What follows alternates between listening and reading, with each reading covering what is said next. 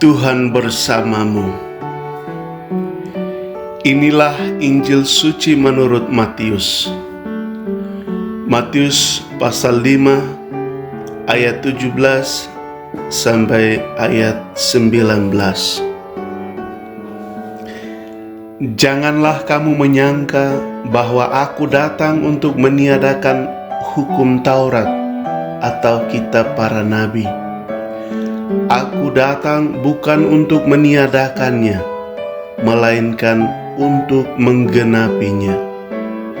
Karena aku berkata kepadamu, sesungguhnya selama belum lenyap langit dan bumi ini, satu iota atau satu titik pun tidak akan ditiadakan dari hukum Taurat sebelum semuanya terjadi.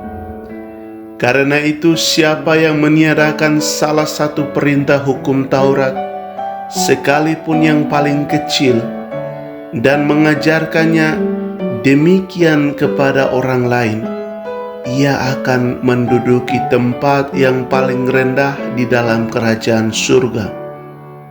Tetapi siapa yang melakukan dan mengajarkan segala perintah-perintah hukum Taurat, ia akan menduduki tempat yang tinggi di dalam kerajaan surga.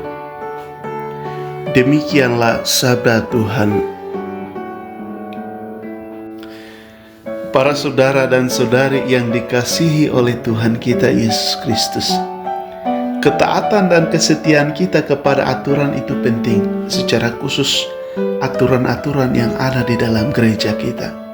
Karena tujuan dari setiap aturan itu untuk mengarahkan setiap kita, setiap orang beriman, agar bersatu dengan Tuhan kita Yesus Kristus, agar mengalami kebebasan dan pada akhirnya mengalami keselamatan. Contohnya, ada kebijakan di paroki-paroki supaya diadakan ibadat kombas dan doa rosario di kombas-kombas selain misa bersama di gereja, atau di biara-biara, di komunitas-komunitas religius.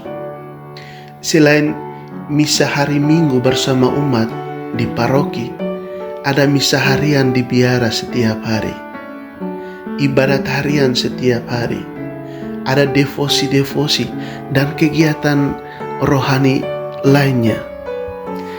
Semuanya itu dibuat supaya setiap anggota, setiap orang, setiap umat itu mengalami kesatuan dengan Tuhan, semakin dekat dengan Tuhan, mengalami kebebasan dari semua kerapuhan dan dosa-dosa, dan mengalami keselamatan. Para saudara dan saudari yang terkasih, kesadaran kita akan tujuan dari aturan itu membuat kita semakin setia, bebas, dan tulus untuk menjalaninya. Sebaliknya, kalau kita tidak menyadari dan mengerti baik dengan tujuan dari aturan-aturan itu, maka aturan-aturan itu akan menjadi penghalang bagi kita, dan dalam menjalankannya pun dengan bersungut-sungut dan tidak ada ketulusan. Dan pada akhirnya kita tidak mengalami kesatuan dengan Tuhan, kita tidak mengalami kebebasan dan keselamatan.